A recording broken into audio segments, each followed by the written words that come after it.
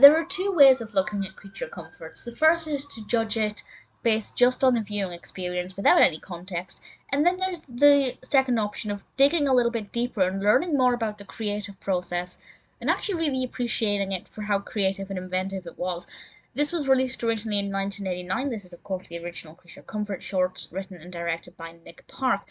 And this is, of course, an Oscar winner. It did win the Best Short Animated Film. And I can kind of see why, for two reasons. One, the claymation is just wonderful. Visually, it's brilliant and very well done. But two, when you look at the creative aspect of it, it's pretty incredible with how they've done it, and I'll talk about that in a moment.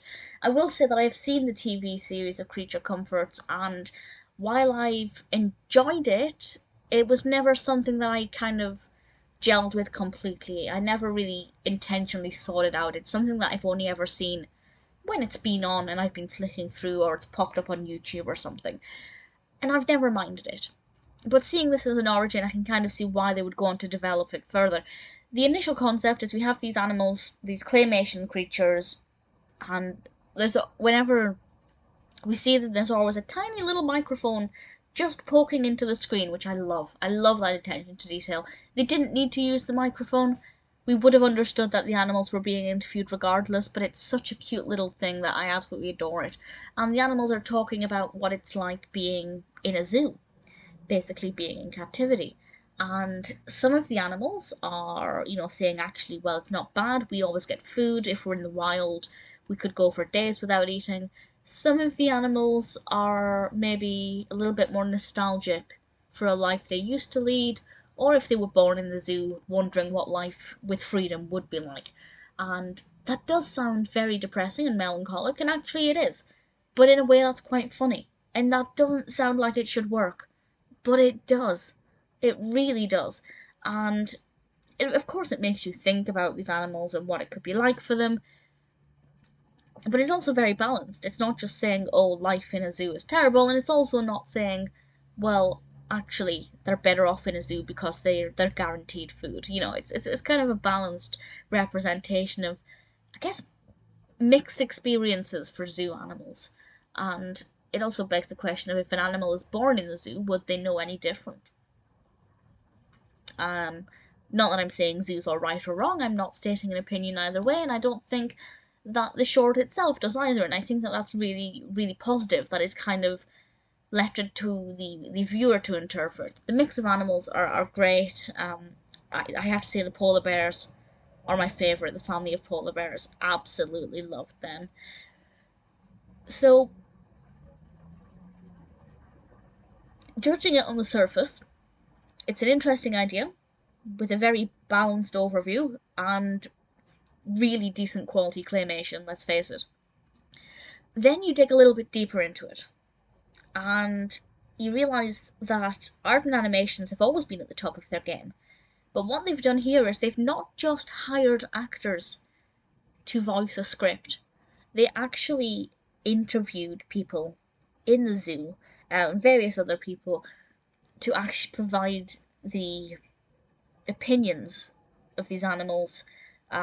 So some of the voices you hear are actually, I think with the children especially, genuine thoughts from children in zoos and how they kind of perceive these animals. And I think it's kind of like a snapshot overview of how some people may have looked at zoos and how they felt the animals would have felt.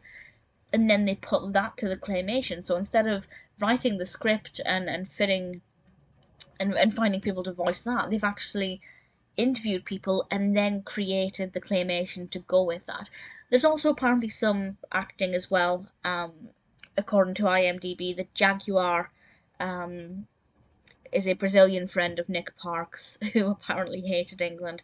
And I do love his ranting about basically double glazing. We have double glazing in England, but we don't have space.